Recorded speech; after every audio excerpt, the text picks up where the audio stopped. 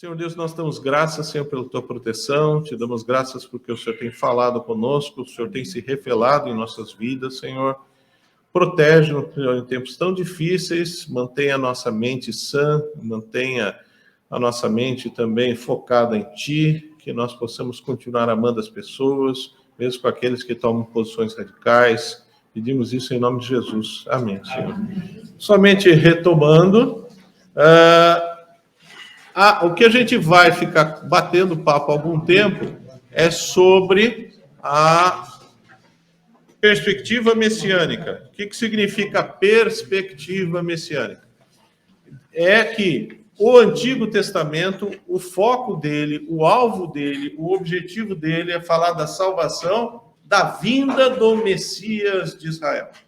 O Novo Testamento fala, o Messias veio, olha para ele, isso nos evangelhos, e depois a gente, como igreja, tem uma outra visão, que olha para o Jesus que vai vir. Então, sempre a expectativa de salvação, ela é o Messias, o enviado, o ungido de Deus. É assim que se obtém a salvação. E o que é a salvação? Em primeiro lugar, repactuar com Deus. Um homem que se distancia de Deus, um homem que nega Deus na sua vida, na sua centralidade, e você consegue ter ele na sua vida centralizado. Salvação é só isso? Não. Salvação é libertação de qualquer coisa. Não é somente espiritual. Salvação é te livrar da morte. Salvação é reestruturar a família. Salvação é te dar paz interior. Salvação é te dar emprego. Salvação é te dar família. Então, nesse sentido, a gente tem uma salvação ampla. A gente sempre vai falar e vocês vão ouvir. Fui salvo, data zero. Estou sendo salvo todos os dias e vou ter uma salvação definitiva na ressurreição ou no que se fala, que é o quê? Escatologicamente, nem todos passaram pelo arrebatamento, tá? Que é um termo que os cristãos não conhecem, que é um termo antigo. O termo mais correto hoje para a gente seria qual? Abduzir. Que o pessoal não gosta porque parece que é extraterrestre, tá? Mas a ideia é de retirada, tá? Como eu falei para vocês, existem 351 versículos que têm uma perspectiva messiânica, ou seja, eles acontecem no Antigo Testamento e eles se cumprem no Novo, tá? Alguns tinham me perguntado para mandar, eu vou passar uma lista, passe o e-mail, aí eu passo para vocês depois por e-mail, tá? Ok. Caneta. Como a nossa comunidade é cristã e não judaica, eu posso ceder a caneta, tá? Se fosse judaica, ou ela voltava vazia ou não voltava, né?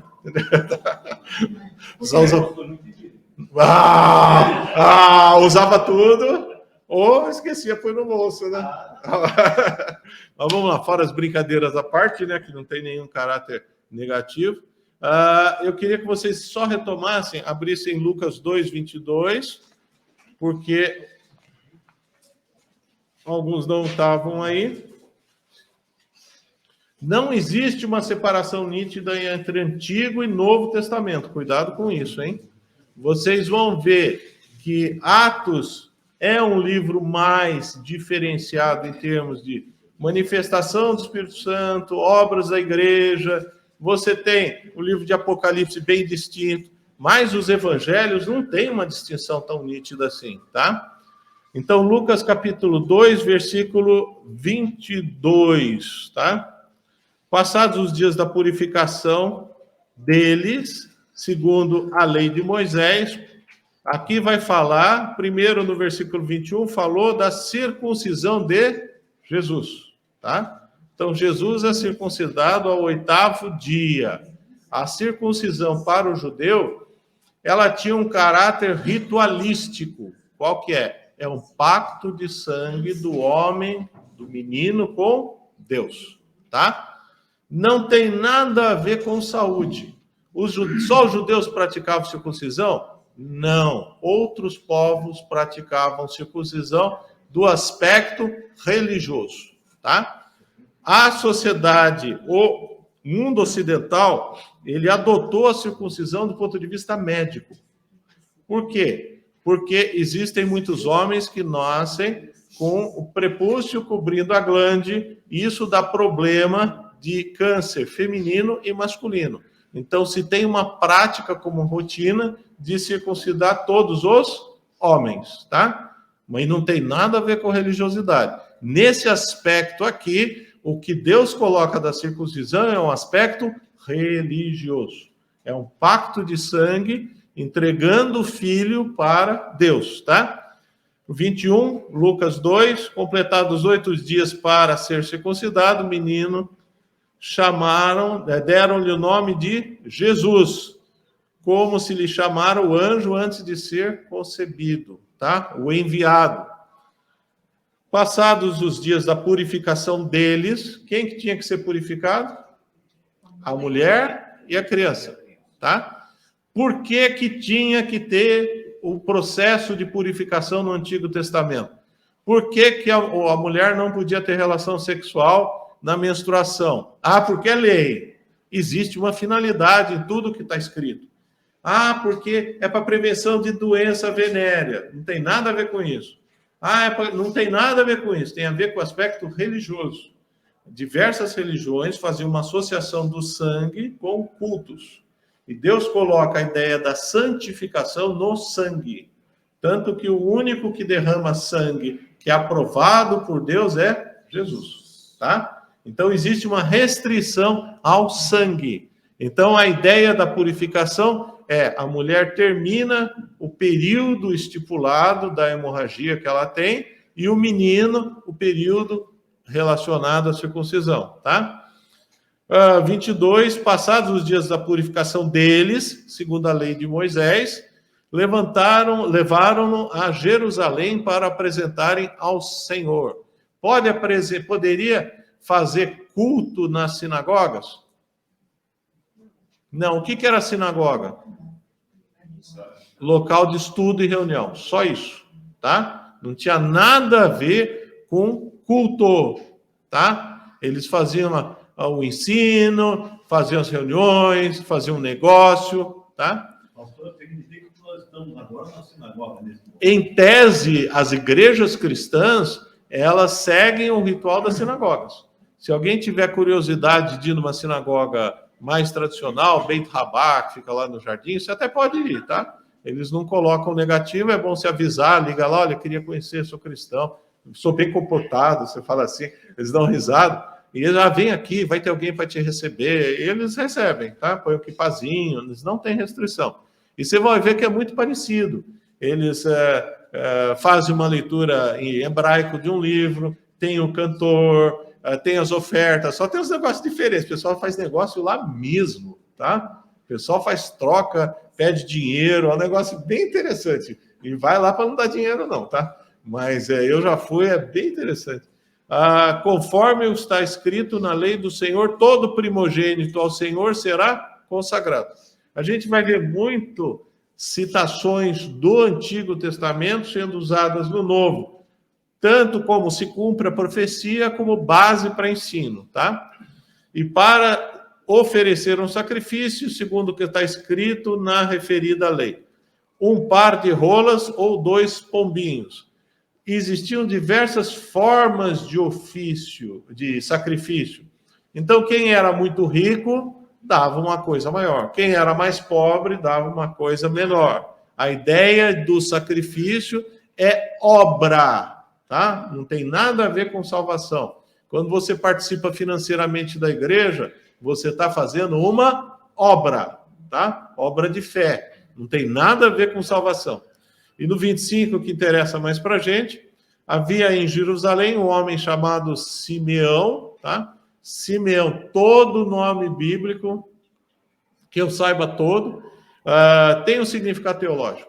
Simeão, ou Shimon, significa aquele que é ouvido por Deus, ou aquele que ouve Deus, é bilateral, tá?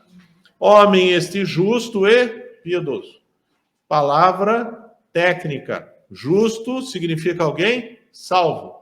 Ele já era salvo? Era salvo. E piedoso, alguém que tinha ação. Lembra que Tiago fala que a fé sem obras é morta. Obras é a ideia de ação. não é só a ideia de dar dinheiro, é a ideia de comportamento, de atitude, do que você faz com os dons que Deus te dá, tá? Pastor, Oi. Simeão quer dizer... Shimon, é aquele que ouve Deus, mas ao mesmo tempo é bilateral, que é ouvido. Shema é ouvir, entendeu? Então aquele que ouve seria bem essa tradução. Que ouve Deus e que é ouvido também, tá? A gente trabalha com as duas. Shema é ouve. Shema, ó Israel. Então tem essa ideia, tá? Que esperar, era justo e piedoso, então era salvo e tinha ação. Que esperava a consolação de Israel. O que é a consolação de Israel? O Messias. Ele esperava o Messias. Então, a expectativa messiânica. E o Espírito Santo estava sobre ele. Cuidado, porque a ideia, tem gente que entende errado e considera que no Antigo Testamento o Espírito Santo agia diferente do Novo Testamento. Então, no Antigo Testamento, o Espírito Santo vinha sobre a pessoa e saía. E no Novo Testamento ele vem e fica. Não é essa a perspectiva, tá? Quando fala o Espírito Santo estava sobre ele, ele já não falou que ele era justo? Não tem sentido ele repetir. É que essa perspectiva de o Espírito estava sobre ele significa, naquele momento ele tinha uma revelação ou participação especial do Espírito Santo. Deu para entender? Tá? Então, toda vez que você vê o Espírito estava sobre ele, Deus estava agindo mediante o Espírito Santo naquela situação em particular. Porque senão ficaria até estranho. Então o Espírito Santo está sobre fulano no Antigo Testamento, mas e se ele morrer e o Espírito Santo tiver saído dele? Ele vai para o inferno. Não tem sentido nenhum. Naquele momento ele estava sob a direção do Espírito Santo, assim? Ele estava com uma manifestação do Espírito Santo. Estava tendo... Você nunca teve uma situação dessa daí que, olha, agora estou sentindo o poder do Espírito Santo. Agora estou vendo que o Espírito Santo está agindo mesmo na minha vida. Então dá essa ideia que Lucas está querendo transmitir. Revelar-lhe o Espírito, olha só, faz ponte com o que a gente viu, que não passaria pela morte antes de ver o Cristo do Senhor, o enviado do Senhor, o Messias do Senhor, tá? O Salvador, ele está falando isso. Ele já era salvo? Sim, mas ele ia ter essa alegria. Olha só, tá? Isso que ele está propondo, tá?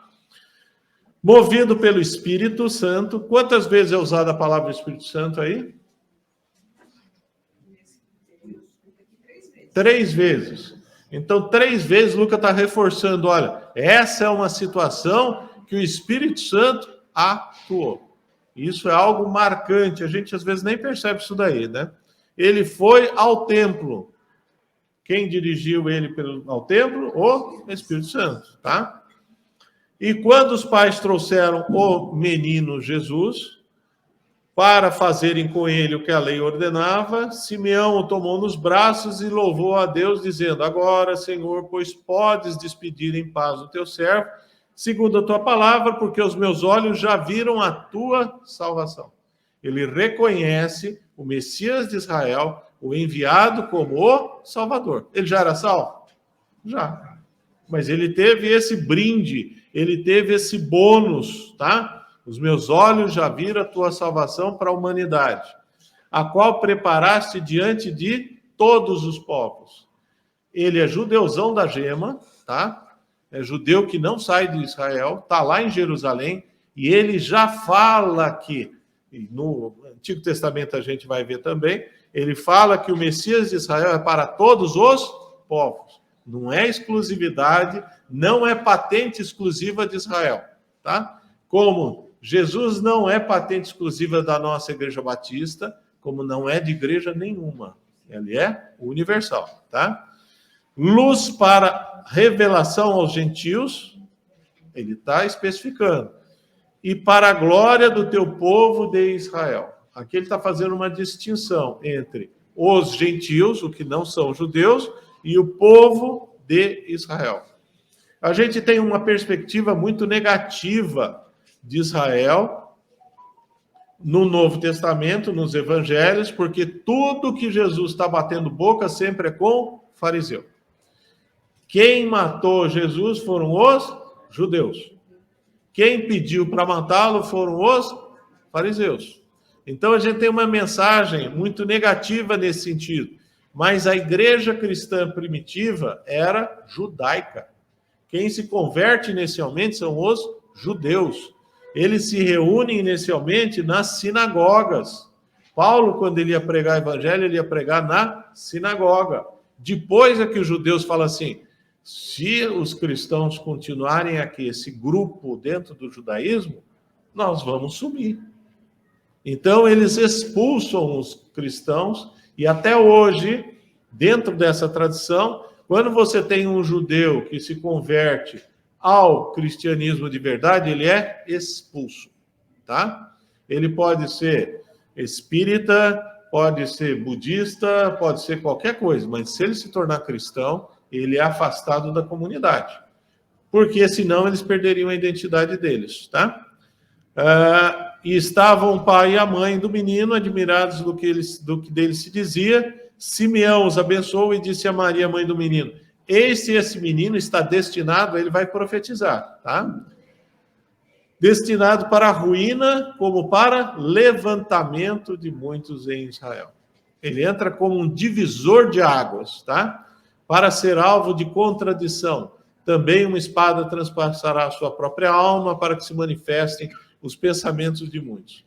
Jesus é um divisor de águas dentro da história e dentro do povo de Israel, e agora a gente está vendo acontecer isso até de novo. A gente está vendo alguns valores básicos do cristianismo que estão sendo questionados, e o cristão está sendo chamado para tomar uma posição. Isso eu estou de acordo, isso eu não estou de acordo. A gente precisa, como cristão, estar de acordo em tudo? De jeito nenhum. Nem deve, ia ser muito chato, né? Ia mostrar que era lavagem cerebral. Então, não. Mas tem coisas que a gente não pode abrir, que são doutrinas básicas, tá? Então, a gente falou da igreja inclusiva. A igreja inclusiva é algo que é contra a ética e a moral de Deus. Você pode vir do jeito que você está para uma igreja cristã? Sim, pode vir do jeito que você bem entender. Agora, você deve ser transformado segundo os propósitos de Deus. Você não deve ficar do jeito que você está. Esse é o problema da igreja inclusiva, tá? Então, nós somos uma igreja aberta. Pode vir qualquer um, de qualquer jeito, e ninguém vai criticar. Se alguém criticar, esse vai ser advertido. Agora, a gente vai continuar falando do amor de Deus, da palavra de Deus, do processo de santificação. E tem pessoas que vão ser tocadas por isso, tem pessoas que não, tem pessoas que vão ficar agressivas com isso, mas isso é o verdadeiro cristianismo. Depois, a primeira mensagem, isso é só para dar a ideia para os que não estavam aqui, a gente já tinha falado, que a gente tem a mensagem messiânica no livro dos evangelhos, já confirmando que Jesus é o Messias. Agora, no Antigo Testamento, a primeira manifestação que a gente tem é em Gênesis 3, que fala da queda do homem, tá? Que o diabo incorpora na serpente, que o diabo vai conversar com ela, que o diabo vai falar assim: olha, é verdade que se você, capítulo 3 de Gênesis, é verdade que, versículo 3, capítulo 3. Vamos ler o primeiro, dá tempo. Mas a serpente, a mais sagaz que todos os animais selvagens que o Senhor Deus tinha feito, sagaz é uma palavra que não dá para traduzir. É a ideia de inteligente, perspicaz, bom de conversa. Era algo diferenciado, tá? É assim que Deus disse: não comereis de toda a árvore do jardim? E aí a mulher, ela muda um pouco o diálogo. Ela fala assim: respondeu-lhe a mulher: do fruto das árvores do jardim não podemos comer, mas do fruto da árvore que está no meio do jardim, disse Deus, dele não comereis, nem tocareis nele, para que não morrais, tá?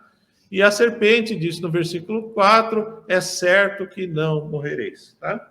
Então, lembrando, Deus cria um jardim perfeito, um jardim que não tem seca, não tem frio, não precisa trabalhar, não precisa tudo, funciona muito bem, tem tudo do bom e do melhor, e Deus coloca duas árvores em particular, uma árvore da vida, que é a ideia de eternidade.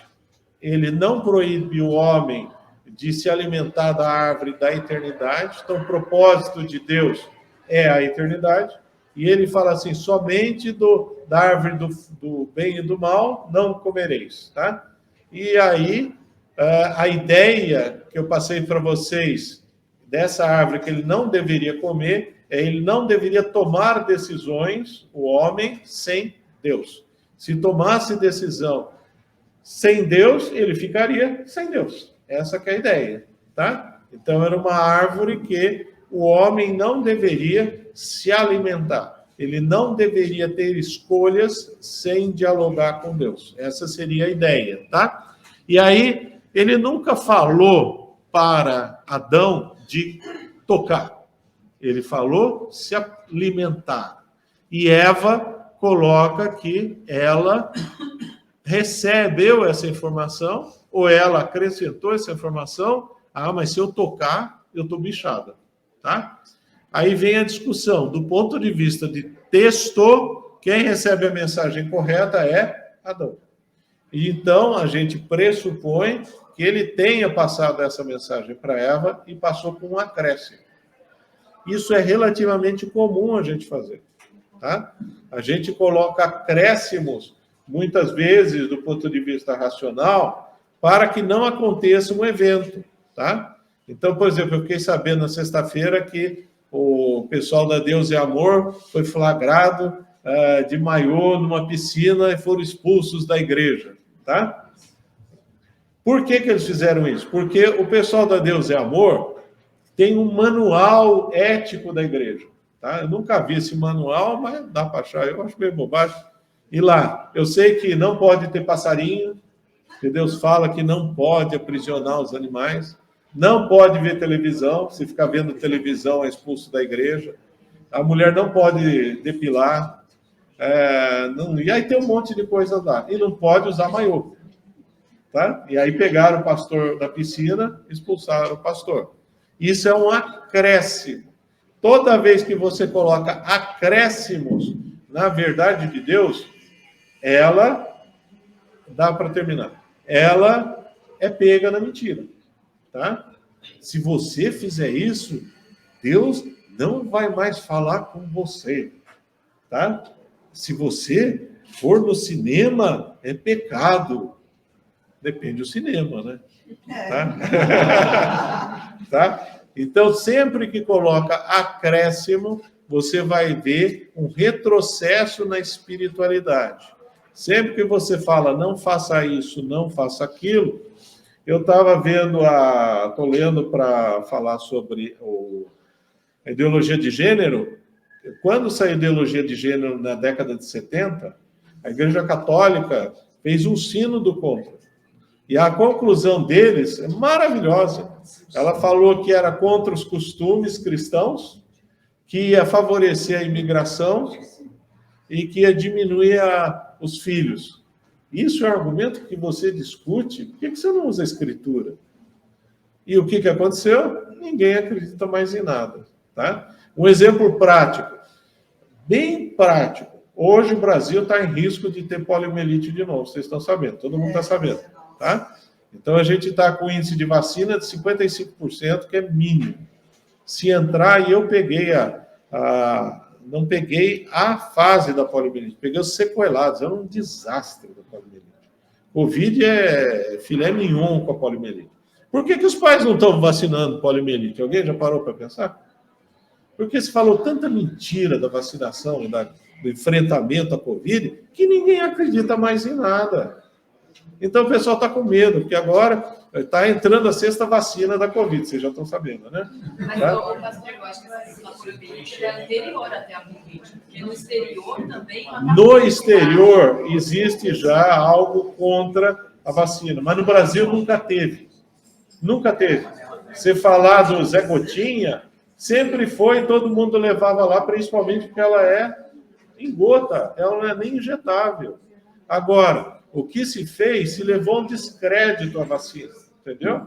A vacina é algo extremamente importante, eu sou médico, indiquei vacina as 2 doses indicadas para os pacientes, tomei as 2 doses, mas o que o pessoal fez, o que o pessoal está fazendo, não tem o mínimo sentido. Agora estão vacinando bebê, e nós não temos epidemia mais. Estão querendo vacinar a África. A África não tem. Então, isso leva a descrédito. Tá? Então, o movimento antivacina é um movimento mundial. No Brasil, isso não tinha. Agora iniciou. E está difícil convencer os pais a fazer vacina da poliomielite. Ô, pastor, mas antes da Covid já tinha, porque você não consegue matricular seu filho se sua carteirinha dele não estiver em dia. Até na pública me parece que funciona assim. Sim, mas os pais estão enrolando. Então, justamente por isso, para obrigar os pais a vacinar. E agora está entrando a 6ª dose da vacina da Covid, tá? Eles estão fazendo mais campanha para a Covid do que para a poliomielite. E o nosso Supremo Tribunal proibiu campanha de vacinação, tá? Porque, quer dizer, nós estamos vivendo... Mas vamos lá, vamos terminar aqui. O Marcelo, ele chamou a atenção numa coisa interessante que eu não tinha percebido, tá? Ele falou, olha, aqui tem uma mensagem de negociação. E a Escritura, o texto bíblico, permite isso. Você lê o texto e tira mais coisas além do que a simples mensagem que está textual. Aqui existe um processo de negociação entre o diabo e o homem, tá? Entre a serpente possuída e o homem genérico, a mulher. O Marcelo falou, nunca entre numa negociação quando você é inferior. E é verdade. Nessa situação, Eva era muito inferior. Por quê? Porque ela não tinha uma capacidade de tomada de decisão sem o auxílio de Deus. E ela quer tomar. E ela erra. Tá? Mas o que a gente vai fazer e termina? Quando... depois vocês leem o texto, se quiser a gente volta semana que vem. Mas Deus dá as maldições. Tá? Versículo 14... A gente vai voltar semana que vem. Então o Senhor Deus disse à serpente, visto que isto fizeste, maldita és entre todos os animais domésticos e entre todos os animais selvagens. Por que isso? Para nós parece estranho, porque a serpente era animal doméstico. Tá? O pessoal tinha, dá 2 minutos, tinha... o culto, inclusive, à serpente. A serpente estava associada ao bem, não ao mal. Isso a gente volta semana que vem. Rastejarás sobre o seu ventre e comerás pó sobre todos os dias. Da ideia, os sabinos enfocam muito, que a serpente, ela tinha patas. De qualquer jeito, da ideia de que ela vai se rastejar, tá? Porém, inimizade entre ti e a mulher, entre a tua descendência, o teu descendente, este te ferirá a cabeça e tu lhe ferirás o calcanhar, tá? Quem vem aqui de Igreja Católica, eles têm a estátua da Maria Aparecida lá. O que tem no pé dela? O que tem? É Nossa Senhora da Conceição. É que tem um monte, são centenas de Maria, né? Mas o que ela tem no pé? Uma serpente. Porque para o católico, a profecia se cumpre aqui, quando Maria, depois, ela dá luz a Jesus e ela pisa na cabeça da serpente. Essa é a interpretação católica. Só tem um probleminha. A tua descendência e o seu descendente são masculinos. Então, até onde a gente sabe, Maria era feminina. Até inventaram alguma doutrina diferente. Exatamente. Então, é a primeira profecia messiânica que se cumpre, tá? E que a gente vai ver que é Gálatas 4 e 5 e Mateus 1,18. Ele se cumpre lá, que fala que fere a cabeça da serpente, tá? Mas aí a gente continua semana que vem. Tudo bem? Que o cheiro da feijoada está começando. Aí não tem ninguém que aguente. Alguém termina em oração?